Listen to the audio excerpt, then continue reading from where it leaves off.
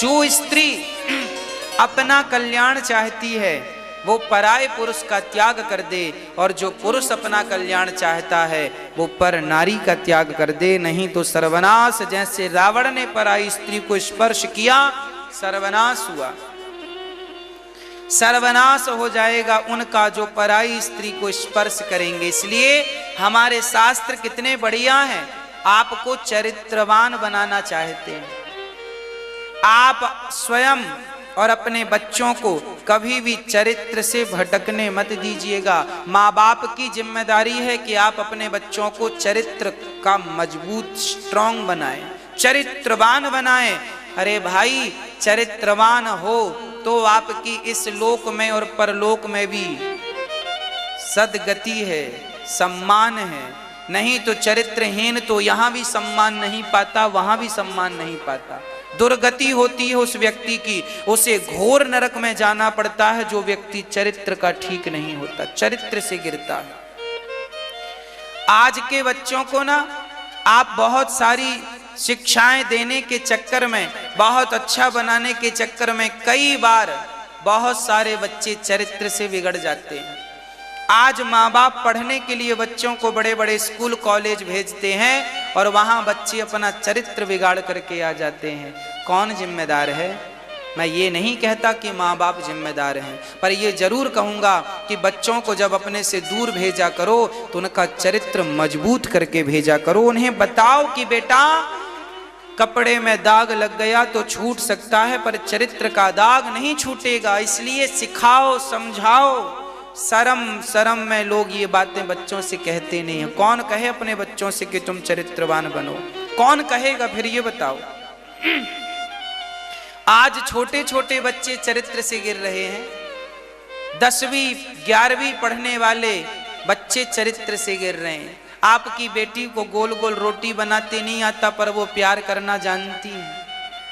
आपके बेटे को मोबाइल का रिचार्ज कराने के लिए 300 रुपये उसके पास नहीं है, कमाता नहीं है, पर आज के नौजवान बच्चे प्यार करते हैं। हाँ, ये प्यार व्यार करना बढ़िया जानते हैं। आजकल तो शादियां भी माँ बाप की मर्जी के बिना लव मैरिज, कोर्ट मैरिज हो जाती हैं। माँ बाप को तब पता चलता है जब बेटी ने शादी कर ली, बेटे ने शादी कर ली, तब माँ बाप को खबर लगती छोरे ने शादी कर ली। ये संस्कार क्या हमारे सनातन संस्कृति के अनुकूल हैं? नहीं।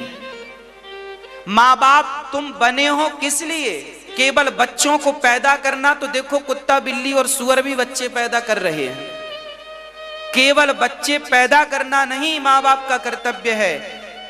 बच्चों को संस्कारी माता शत्रु पिता वैरी ये न वालो न पाठिता न शोभते सभा मध्य हंस मध्य वको यथा। जो माँ बाप अपने बच्चों को सद्गुणी और संस्कारी नहीं बनाते, धिक्कार हैं ऐसे माता पिता को जिनने बच्चे जन्म तो दिए पर संस्कारी और चरित्रवान नहीं बनाया। नारी जने जननी जने तो भक्त जने, या दाता या सूर, या से तो बंध्या भली काहे गवावे नूर।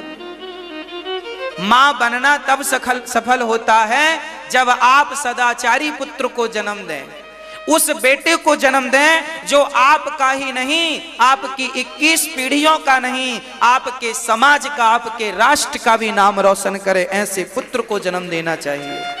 धन्य है वो महाराणा प्रताप की माँ, और धन्य है वो ध्रुव और प्रहलाद की माँ। धन्य है तुकाराम नरसिंह मेहता की माँ जिन्होंने नरसिंह मेहता जैसे बेटों को जन्म दिया। धन्य है सूरदास की माँ जिन्होंने सूरदास जैसे भगत को जन्म दिया।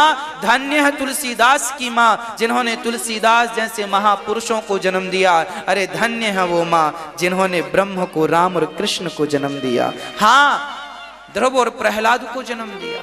कहां गई वो माएं जो विवेकानंद को पैदा किया करती थी, रामकृष्ण परमहंस को पैदा किया करती थी, मीराबाई नरसिंह मेहता को, गुरु नानक देव को पैदा किया करती थी? कहां चली गई वो मां?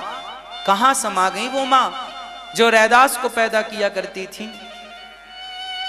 क्यों नहीं हो रहे हैं रैदास? क्यों नहीं हो रहे हैं रसखान? क्यों नहीं कोई बन रहा है नरसी? क्यों नहीं कोई मीरा की तरह भगवत प्रेम कर रही है या कर रहा है? कारण है संस्कार से च्युत हो गए हम, मार्ग भटक गए हम अपना। संस्कृतियों को भूल गए हम, अपने शास्त्रों के नियम कानून को तार तार कर दिया। शास्त्र कहते हैं सच बोलो, कौन बोलता है? शास्त्र कहते हैं दया धर्म का मूल है, किसके भीतर दया भरी है?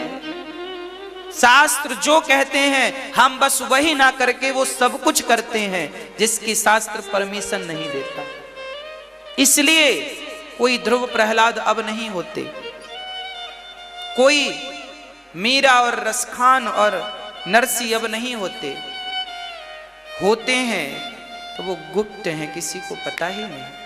प्रिय भक्तों, प्रार्थना है मेरी, बच्चों को संस्कारवान चरित्रवान आप बनाइए, माँ बाप की जिम्मेदारी है, तब आप पूर्ण रूप से माँ बाप कहलाने के अधिकारी हैं, नहीं तो आप अधिकारी नहीं हैं। इसलिए बच्चे कहाँ जा रहे हैं, क्या कर रहे हैं, आपका बेटा क्या कर रहा है, जरा आप अपने बच्चों का एक बार मोबाइल लेकर तो देखिए। आजकल के बच्चे आपके मोबाइल, अपने मोबाइल में पासवर्ड डाल के रखते हैं, माँ देख ना ले, क्योंकि पता है व्हाट्सएप में बात कर रहा होगा किसी छोरी से। पासवर्ड डाल के रखता और माँ पकड़ लेना, लड़ जाता, मेरा मोबाइल ना छुआ करो। हाँ, आप मोबाइल लेती हो अपने बेटे का और आप मोबाइल लेती हो अपने बेटी का, और वो आपको आंख दिखाए, समझ लेना दाल में काला नहीं, पूरी दाल काली पड़ गई है। बहुत देर से देखा है तुमने, 2 थप्पड़ लगा उसके गाल में। क्यों नहीं देखेंगे तुम्हारा मोबाइल? गंदगी भर रखी होगी मोबाइल में। व्हाट्सएप फेसबुक में केवल बातें होंगी उल्टी सीधी। माँ बाप बिल्कुल लापरवाह हो गए हैं, बच्चों पे कोई ध्यान नहीं है। कौन समझाएगा? पड़ोसी आएगा संस्कार देने तुम्हारे बेटे को, तुम्हारी बेटी को, आप ही देंगे। इसलिए अपनी बेटियों को, बेटों को समय रहते संस्कार दीजिएगा, समय रहते ये बता दीजिएगा कि चरित्र की कीमत क्या होती है। हाँ, राम के सामने सूर्पणखा खड़ी थी, क्या राम ने उसे देखा?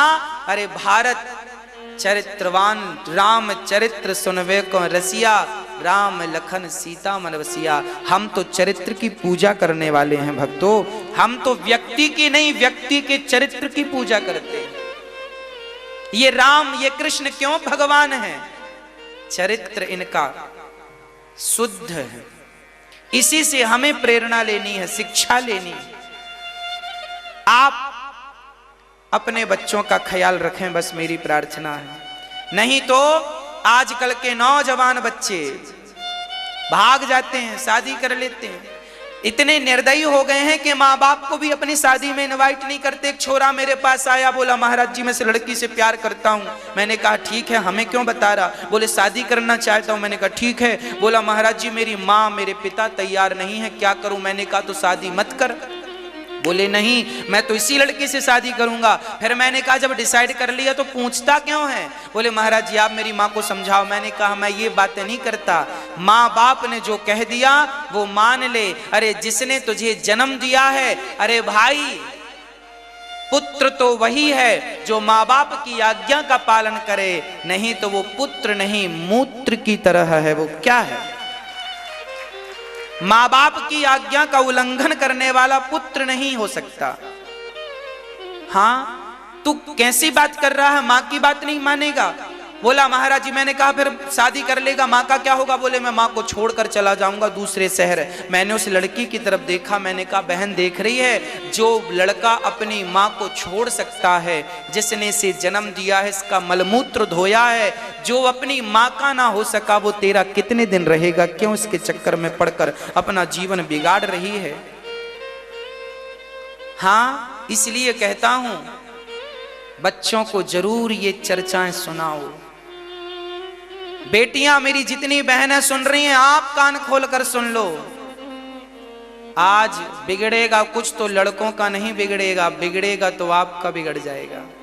हाँ, आज भी हमारे भारत में एक बार लड़की किसी पुरुष के संग देखी गई तो उसकी बदनामी हो जाती है, पर लड़के देखे जाएं तो लोग कहते हैं ठीक उसकी दोबारा शादी हो जाती है। पर लड़कियों पर लोग बड़ी उंगलियां उठाते हैं। क्यों? क्योंकि चरित्रवान हमें होना चाहिए। हाँ, आज भी हमें इन बातों का ध्यान रखना चाहिए। हम यहाँ भले कोई ना जाने, देखिए आप हमें जानते हैं कि हम शुद्ध हैं, हमें ये नहीं बताना कि हम कितने शुद्ध हैं आपके लिए, पर जब मर के जाएंगे तो विधाता जरूर पूछेंगे कि तुम कितने शुद्ध हो, हमें उन्हें जवाब देना है। हमें आपसे डर नहीं लगता कि आप हमें अच्छा समझो या बुरा समझो। आप चरित्र की रक्षा इसलिए मत कीजिएगा कि दुनिया आपको अच्छा कहे। अरे भाई, चरित्रहीन व्यक्ति तो भगवान के धाम को किसी जन्म में प्राप्त नहीं करता, ये याद रखिए। भगवान के निज धाम को कभी नहीं पहुंचता वो व्यक्ति, इसलिए चरित्रवान बनिएगा। हाँ, और हर बेटी हर बेटे को शिक्षा दीजिएगा।